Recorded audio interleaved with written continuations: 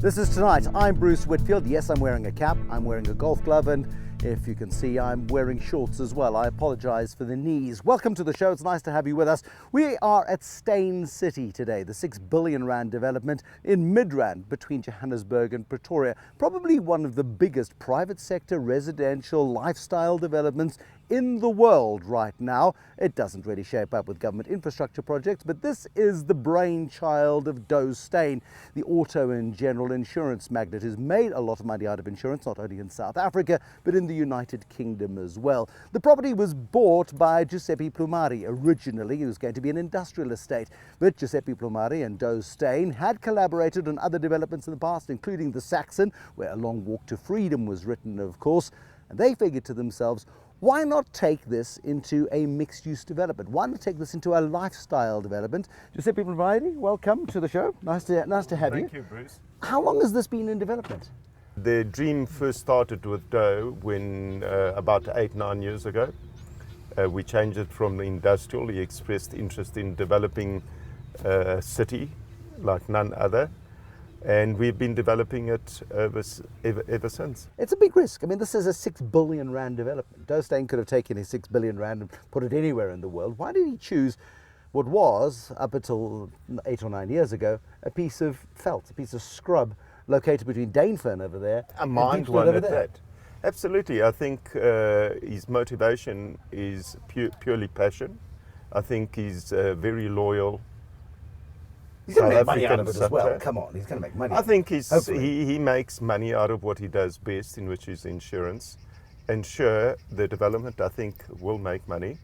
But that wasn't his motivating factor. I think he's just passionate to contribute something and spend his money that is made worldwide in the country that he loves. What was here? His country of birth. What was here before? 10 years ago, what was this? Was predominantly a quarry.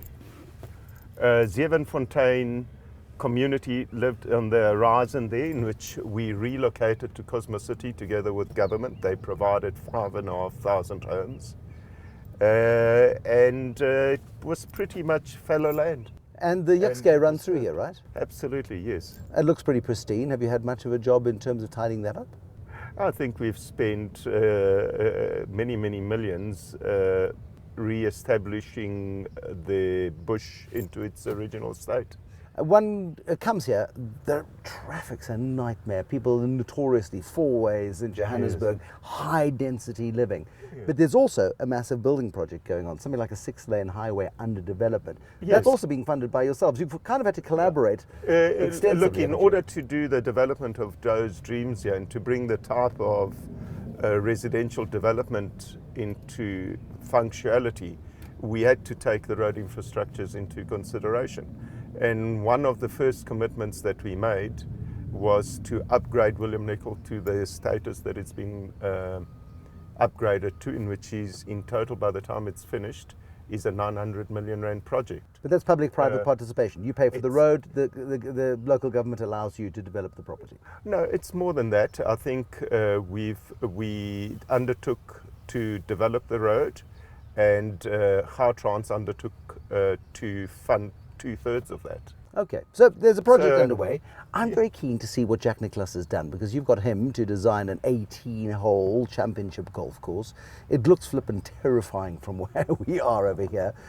I must warn you, I haven't played much golf in the last 6 years, and I wasn't much good before then. So I'm going to embarrass myself. I hope your game is up I to think scratch. I'm going to make you look good, Will so I? you don't have to worry. Then you're welcome to stay. All right. Okay. Is it switched on? Because there's nothing more embarrassing than pulling off in a golf cart Yes, and it's it not is. working. Well, that's good.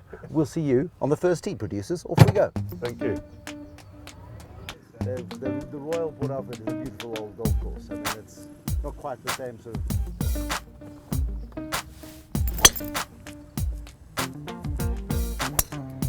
Oh, that's excellent. So what does it cost to develop a golf course of this quality? The initial contract price with Golf Data was 85 million. To lay out an 18-hole golf course? Yes. Right. And there was an extra 20 million rand bill for bringing in the growing medium for the cool season grass. In English, growing medium is topsoil. Topsoil. You Yes. paid 20 million rand for soil. 90 hectares of it. Jeez. Okay, so about 100 million. Jack Nicklaus himself has given his name to this course. Does he come out and check out the lay of the land, and does he go on the back of a cigarette box and sketch it out? How does that No, work? the price of the contract was to include his name and the design from his team, but not him coming out. That would add another 30 million rand to the bill. So you saved some money. We saved some money. Now, this is your tee shot. It's magnificent. You've got 183 meters from here to the flag. Yes. I'd like to see what you can do with it. I'm going to try with a sandwich and see if I can get there. Of course you are. Sandwich. That's not a sandwich, is it? I haven't played this game for a while, but when I last played this game, that was the sandwich.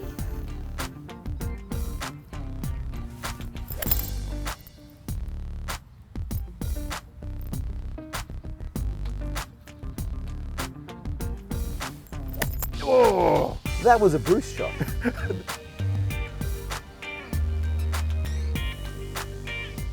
The plan here is to have 10,000 homes, from one-bedroom apartments to freestanding houses. The biggest is probably going to be that one in the background. That's Douw Steyn's home. That's where he lives? Yes, it's a most magnificent Romanesque villa. Romanesque villa. Waterfalls on either side. Is that water out of the river? Is it water that goes around in a loop? Is it run like a Roman aqueduct? How does that work? It's a Roman aqueduct, and it's looped from the quarry down below. What's it worth? The house? Yes. It comes with a price tag of in the region of 250 million. So somebody would have to stump up 250 million rand if Douw was prepared to move out to get that house. I don't think there's enough money in this world to buy him out of that home right now. He's absolutely loving it. The properties will start at what, 1.5, one-bedroom apartments at 1.5 million, up to what sort of, up to 250 clearly, but properties that will go on the market. I think we're going to try and follow the demand really, but it's going to be a full range, 1, 2, 3, 4-bedroom apartments, penthouses, and I think what we're trying to do is to bring city living to Johannesburg with the open parks that we have. I think living in a private villa today is a very expensive way of living, you know, with the overheads of gardening and all that. So we're going to take that care of all of that for the residents, and hopefully they'll try and move to apartment living more and more. Okay, so the high density then, 10,000 families. Technically, there could be 40 or 50,000 people living in the broader Steyn city in 10 years' time. Yes, What possibly. what does that do to infrastructure? What does that do to the road infrastructure, the sort of pressure from water and sewerage and all of that Well, sort of stuff? all the planning and all the rights and all the infrastructure that we're putting in has all been calculated on that number of residents. So we're upgrading the infrastructure network of the area. We've built a huge reservoir on our property for the benefit of the greater region, not just Steyn City. We're upgrading William Nicol and many more roads, including Cedar Road, in order to accommodate that number of people. The infrastructure that you see there now is just the very first phase of it. This is going to go down as the slowest first hole in the history of Steyn City. I hope we've timed it. Let's go to tee box number 2. Thank you. So Deep Soort's on one side, Dame Fern's on the other. Some critics of this development saying it's an elitist pimple in a landscape of poverty. How might you respond to that? I think that would be, in my mind, ridiculous in the extreme. As a matter of fact, I would support any well-to-do person to develop close to the poorer communities in this country, because that's exactly where the job creation is needed. We have a look here at what is now the third hole. You patiently waited. We hacked our way through the second, and I'm sorry about the divots. We come to the ladies' tee, which is very understanding. You've judged my golf, and now we're going from the ladies' tee.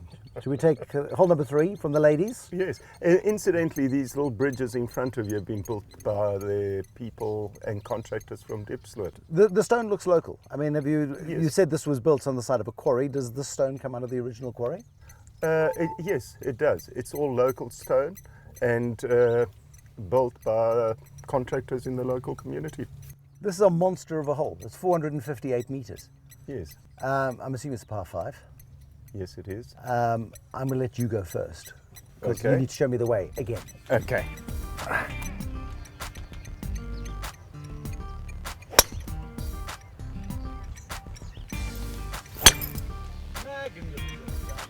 The camera is very forgiving. You have no idea how many shots it's taken me to get here. I'm probably 8 meters from the pin. Giuseppe's about 1.5 meters. How many times have you played this course, Giuseppe?